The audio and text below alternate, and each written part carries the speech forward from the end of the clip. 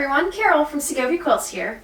Today in the quilt studio, we're going to be doing something a little bit different from quilts and quilting. Today, we're going to be making some super cute over-the-collar dog bandanas. So here's a couple of pictures of the bandanas that we're going to be making today. How super cute are those bandanas? So if you want to learn how to make this bandana and this bandana, go ahead and keep watching, and don't forget to subscribe. Alright, so here's some of the supplies that we're going to be using today to make our bandanas. So I have a paper template here for my large bandana, and I cut out 2 squares of just plain white fabric. I put the template on my fabric just to make sure I have enough space all around my edges to account for my seam allowances and to make sure my embroidery design will fit on the space that I have available for my bandana. So in addition to my plain white fabric that I'm going to be embroidering on, I have my stabilizer. Now this is cutaway stabilizer. I've cut 2 sheets for these 2 bandanas. And then I have the same stuff here for my medium-sized bandana. I have my template, my plain white sheet of fabric, and my stabilizer already cut. I'm going to be using this basting spray to adhese my fabric to my stabilizer. I have my embroidery hoop. These are a couple of the threads I'm going to be using in my embroidery patterns today. My little scissors. I have 2 extra bobbins in addition to a fresh bobbin on my machine. Some rulers, a couple of marking tools and cutting tools. I also have my serger set up and ready to go because I do serge the inside seams on all of my bandanas. I serge this seam here. I serge my top seam on all of my bandanas, medium, large, doesn't matter what size. I do serge the edges. I don't have to serge these edges that the collar goes through because I actually fold these over 2 times and then I stitch them down. So I don't need to worry about those seams there. Alright, so I have my first piece of fabric hooped and on the machine ready to go. Now this is going to be the medium bandana that we're going to do first. I'm just going to take my template, and I did draw a little blue water-soluble line here just so I can have an idea on where the center of my piece of fabric is. So I'm going to take my template and put this fold line right on that blue line just so I can go ahead and trace out my design and make sure I'm going to have enough space to cut out the pattern that I need for the bandana. I'm just putting some extra bobbins on here to keep the paper down. So let's go ahead and draw out the shape here. Now it's outlining the space that I'm going to need for the embroidery pattern, and it looks like I'll have plenty of space. Really what I'm concerned about are these 2 edges down here. Because it is cut at an angle, you don't want your pattern to get too far over here because then you might end up having to cut some of it off here. So it looks good to me, so I can go ahead and take off this pattern. And I already have my first color loaded up here. My thread is going to be silver. So now we can go ahead and start embroidering our first pattern.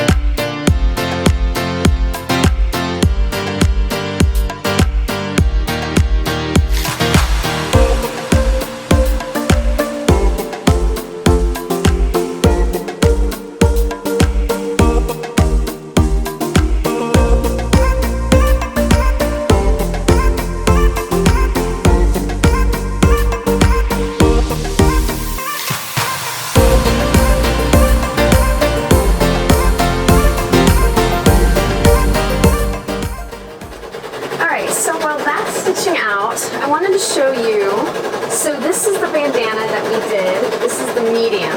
So now, before I started stitching, I hadn't realized that the design was flipped the other way around, because when I did my layout, I did it with the intention of the bandana going like this. Well, it's upside down.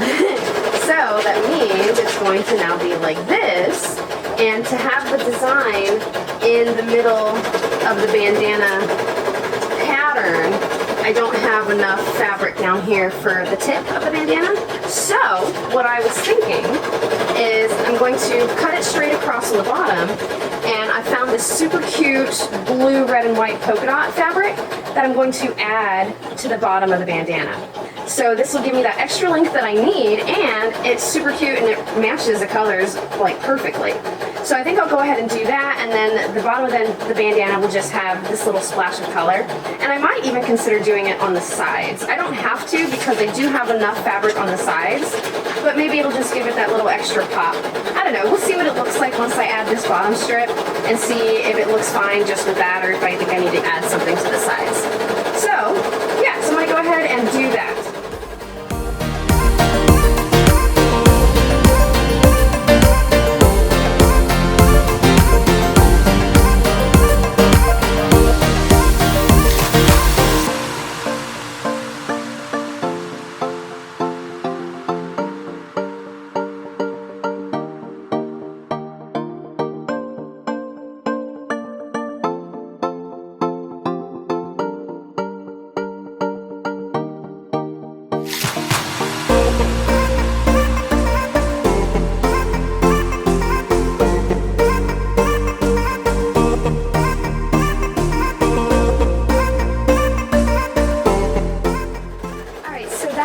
Stitching, but here is what I did with this little bandana. So I went ahead and I cut out the shape, the edges, the angles.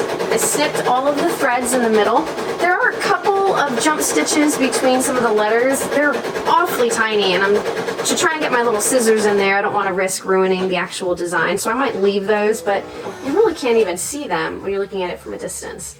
But so this is what I have. I added the little piece of fabric down here, and this one is ready to go to the next step.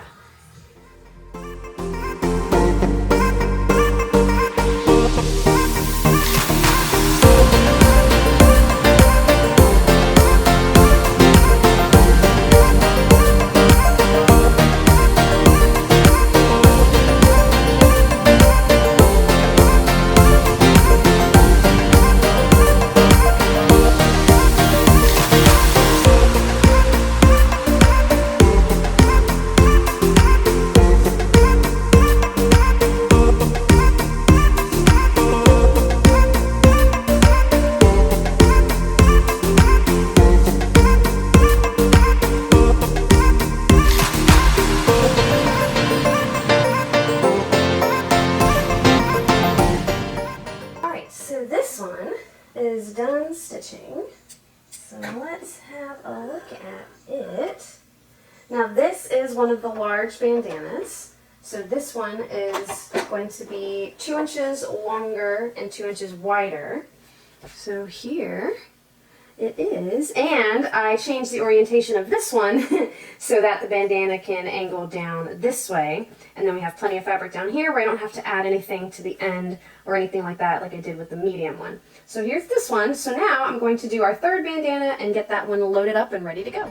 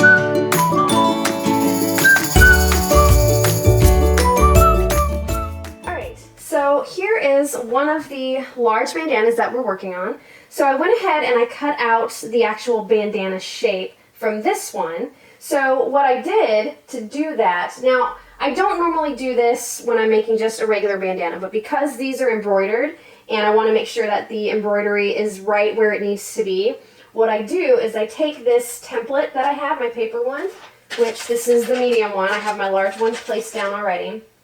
I get it lined up, that crease in the center, I get it lined up with that blue line that I drew in the beginning.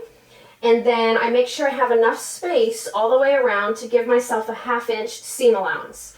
So I went ahead and I cut the top already. So all I do is I just take my ruler here and I line up my 1/2 inch mark here with the edge of my pattern. And then I cut off whatever's up there. And so I already did that part. I still need to do the rest of it. So we could go ahead and do that together. So I'm just lining up my 1/2 inch mark here with the edge of my paper. And once that is good and lined up all the way, I just take my rotary cutter and then I just give it a slice that way. And I try not to pick up my ruler just because this paper could move around on you. So by keeping the ruler down, you have less chance of it moving around on you. So now I'm just lining up again my 1/2 inch line here with the edge of my ruler. And I'm going to cut this edge off here. There we go. Now I just need to do my 2 little flaps. So again, 1/2 inch mark there. Cut that one. And then slide it over to this side. Line this up. And then give that a little snip. Alright, so this was my pattern piece. So now, here is the cutout bandana. So now obviously I did leave a 1/2 inch seam allowance all the way around, so now what I need to do is I need to get something to go on the back. So when I do my bandanas, I like to make them so that they are reversible. So now obviously both of these are 4th of July related, but let me show you this one. So this is the medium one that we were working on today too. So now I had the little point down here that I ran out of fabric, so I had to add something to the bottom. I didn't end up adding anything to the edges because I thought it looked good without it. But again, I like to make them reversible. So this one, I went ahead and finished, and I just found some scrap fabric in my stash, my little scrap stash, and I found this cute little red and silver star pattern fabric. The white is the same white that I was using for the fronts, and then I just replicated the little tip on both sides. So now this one you could wear, well not me obviously, or you, but your pups could wear this for any of the patriotic holidays we have. So Memorial Day, Veterans Day, Armed Forces Day, 4th of July, you could wear this and it'll go. And then for specific, so this one is Sweet Land of Liberty, specific for 4th of July, would be on this side, and then this one you could wear for any other patriotic holiday. So now this bandana is for our best friend's dog. His name is Cooper. So I might go ahead and put his name here in vinyl, maybe in like blue. I think that would really look nice, and it would go with the blue down here. So I might put Cooper down here, and then it has his name, and again, he can wear it for any kind of patriotic holiday out there. So I think I'm going to do something similar for these two. I just need to figure out what fabric I want to put. I thought about just doing like a solid color, like blue. Just do blue for the whole back side of it, and then I can put the girls' names on it, because these two bandanas are going to be for my girls, Daisy and Callie. So I haven't figured out what I'm going to do on the back yet, but I definitely want to make it so that it's reversible. So I'm going to go ahead and figure that out, and then I'll show you all how I actually finish all of this. And now too, so because I did draw this line on here, you don't want to hit this line with an iron. So I'm going to go ahead and spritz those to get rid of that, because I no longer need those center lines anymore. So I'm going to figure out which fabric I want, and then we can go ahead and get to the next step. Alright, so I decided on this red fabric with white stars. I think this would look really nice on the other side of these bandanas. So I've already hit it with an iron just because it was folded up and it did have a couple of creases in it.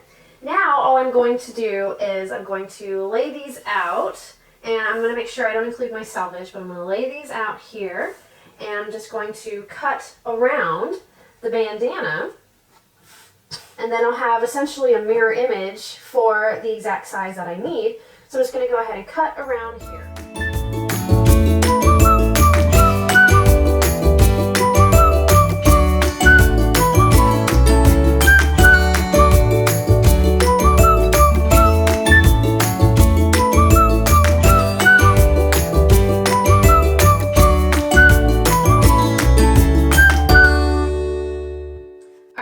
So I've got both of my backing fabrics cut out. Oh, that's gonna look so stinking cute. All right, so now both of these are cut out and they are ready to go on to the next step. So now what I like to do from here is I like to do this top edge first. So I'm just gonna line this up and then I'm gonna go over to the serger. So, like I mentioned earlier, I do like to serge all of my seams. The reason I do that, well, it's for like two reasons, honestly. So one, I don't like when after the first wash, the fabric starts to fray. And even if you know, fold it over and whatnot, like sometimes you will still get stray little threads poking out. So I like to go ahead and hit all of my edges with a serger. So let's go ahead and do that. There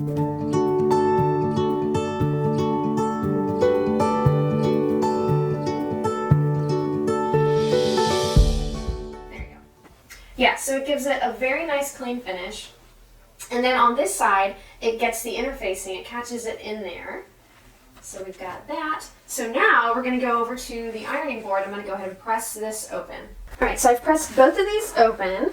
So now what I like to do, because after this step of pressing them open, now I'm actually going to sew these edges over.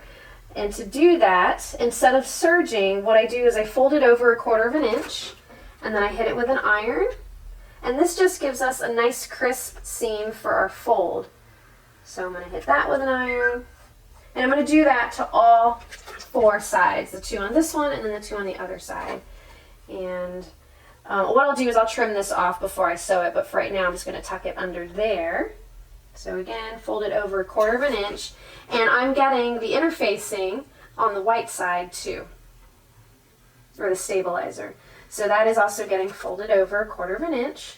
I'm going to flip it around. I'm going to fold it one more time. Now, the only reason I didn't do it after pressing this first seam is because the fabric gets so stinking hot that it'll burn my fingers.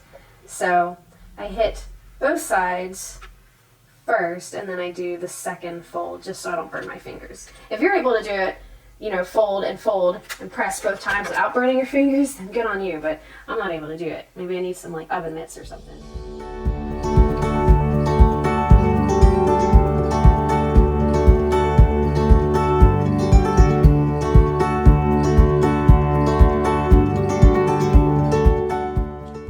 Just folding this over a smidge before I start sewing, and I'm adjusting my tension a little bit. I'm tightening up my upper tension just because I have white in the bobbin, because you're going to see that on the front side of the bandanas, and I have like a red, white, and blue on the top. Now granted, you're not going to see it, but I don't want it poking through my bobbin thread either. So I'm just folding that over. And I'm going to start right at the edge here. I don't go all the way down here. I feel like it gives it not as clean of a look if I start down here and it goes into the stitching. So I start right here at the edge of this fold. And I'm just going like 1/8 inch into this fold or so. And I do back stitch.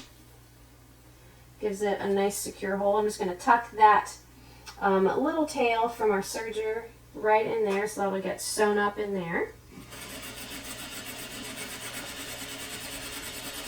And same thing here, I'm going to stop right after that edge, back stitch there again, and we'll give it a little snip. And let's see if you can see the red, white, and blue thread. See how it kind of changes colors? It's red down here and then white, and then over there it switches to blue. Super cute. I probably should have done it on the front, but the white looks just as good on the front too. It really stands out against that red fabric. Alright, so I'm going to go ahead and stitch the remaining 3 sides closed.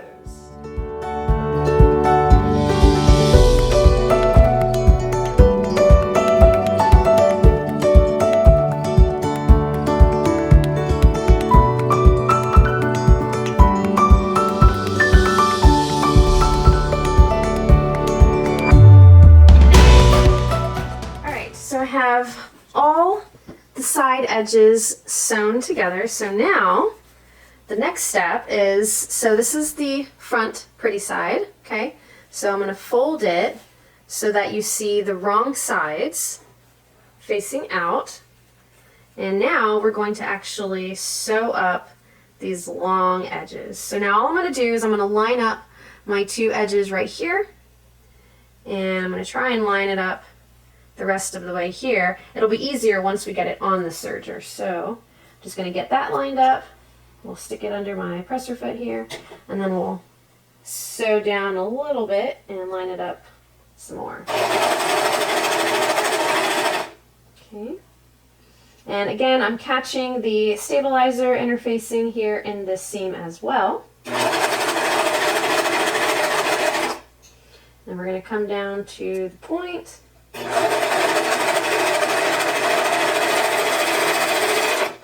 So now I do not have the knife on my serger down right now, so it is not cutting anything off, and it's not going to cut my thread. But what I do is when I get to this point, I sew off and I chain a little bit, and then I'm just going to come right back up the other side. I'm not even going to cut my thread. I'm just going to let it stitch that thread right in at the tip. And I'm just trying to get that lined up. There we go.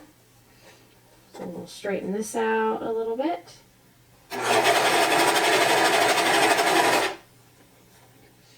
This is where it gets a little tricky. Because it is angled or cut on the bias, you might get a little bit of fullness over here on the side, especially with the stabilizer interfacing. It gets a little wonky during embroidering, so I'm just going to kind of tuck that in where I can. Line this edge up.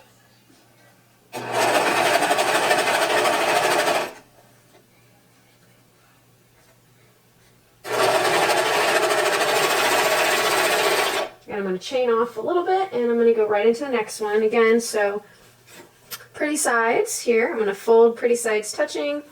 So I have my ugly sides facing out. I'm just going to line up my first edge here, and we're going to stick it under the presser foot.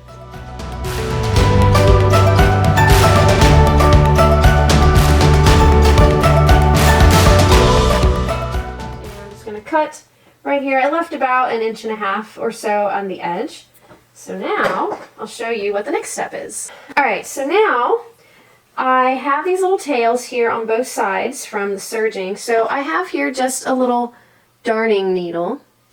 Let's see if it'll, see, there we go. So it's just a needle. It's not super sharp and pokey, and it has a pretty decent sized eye. So all I'm going to do is I'm going to feed the tail into this eye, and then I'm going to essentially thread my tail into my serged stitch here. So let's see, okay, hopefully you can see that. So I'm just going to start feeding that under the stitch line right here, and I'm just going to go down, I don't know, about the length of the needle, pull that tail right out, and then I'm just going to feed it right in. So that tucks that tail right in. It'll stay nice and tucked away. It shouldn't pop out, and if it does, you can always just feed it back in. No big deal. Same thing on this side. Now this one is significantly longer, so I will end up cutting this one after I feed it in a little bit. But the length is fine for right now. So we'll see if we can get that in there. There we go. Okay. So we got that going. And pick a side. It doesn't really matter which side. I try to get the side that has like the bigger gaps on it. It's just easier to get the needle in there. So we'll feed that down about 1 inch or so. Looks like my needle twisted a little bit, but it shouldn't matter. So I'm just going to pull that right down. And we have a little bit sticking out here. So I'm just going to cut that. So however you want to secure these tails is completely on you. There really is no right or wrong way other than, well, there's a wrong way, and that would be not doing it. Because then your tails could open back up later on and your stitching will come undone. So we'll snip that. Okay, so to flip it, all you do is pick one of the sides and start turning it.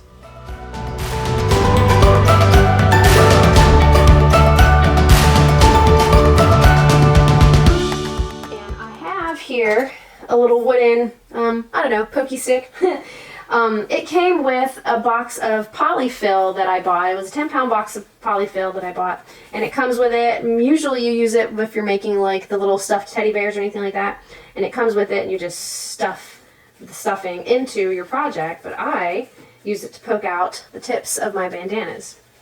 So I'm just coming all the way to the edge, and I'm just kind of gingerly poking it. I'm not going too crazy because I do want to try and maintain a little bit of a point on the end, and because of the serging, yes, there will be a little bit of bulk in there, but you should end up with a pretty nice looking point. So I think that's a pretty nice looking point. And then I just like to run the edge of the wooden stick down the seam here just to make sure it's nice and rolled out. And then we'll hit this with an iron once we're done. I'm going to come over on this side.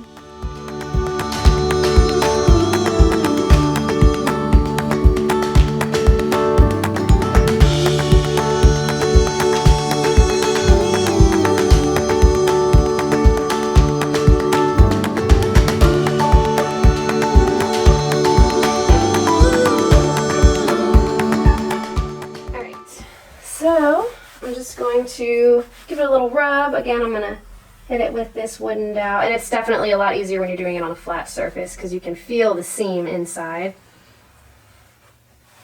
There we go. And just hit it with the iron there. And I'm going to do this side. I'm just flipping it over because I like doing it on this side versus pushing it this way. I don't know, maybe because I'm right-handed. I don't know. So I'm going to push this out, and you can roll it a little bit if you need to. Like if you feel like the back side fabric is poking out just a little too much, you can give it a little roll under your fingers. I'm just going to hit it real quick, and then what I'm going to do is I have my spray bottle here of water. It's water with a couple of dashes of alcohol, and I put the alcohol in there to keep it from getting mildewy in the bottle. So hopefully you can see that. There you go. Okay. So I'm just going to hit it with some water. And I'm just going to press it real quick. Nothing too crazy. And this is essentially steaming it. I mean, it is steaming it, not essentially. You're steaming it.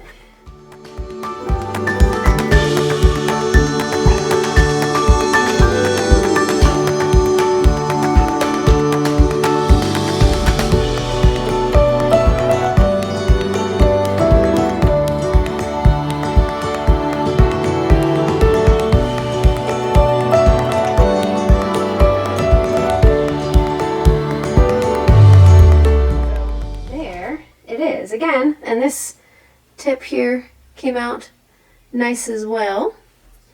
There's our cute little embroidery, that freedom ring. I think it looks great on the white. You know, I considered doing it, actually I considered doing both of them in different colored fabrics, but I was hesitant because if I used blue, then I might lose my blue stitching. If I used red, I would lose the red stitching.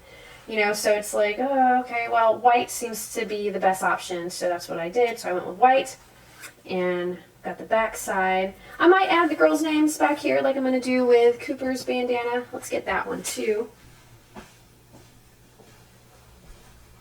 So here is Cooper's little bandana. So we got the two larges and the medium. And that's what they look like. There you go. So that is how I do our bandanas here at Segovia Quilts. And yeah, hopefully you found this helpful. The patterns here, all three patterns here, I purchased from embroiderysuperdeal.com. They do have a bundle where you can buy every design on the website. I think right now it's like $45. I feel like that's about what I paid for it. I might have paid $50 at the time. But you pay the one price and you get every single design that they have listed on their website, plus every design that they're going to have in the future. So that's where I got these designs from. They have a ton of different designs, but I thought these were super cute and I thought they would look good on the kids. So that's what the designs are. If you have any questions or anything, definitely reach out to us. You can leave a comment in the comment section down below, or you can shoot us an email, reach us on Facebook, however you want to reach out to us. Feel free to do so, and I will make sure that your questions get answered. And other than that, I hope you enjoyed today's tutorial on how to make a over-the-collar dog bandana with embroidery. And until next time, I will see you all later.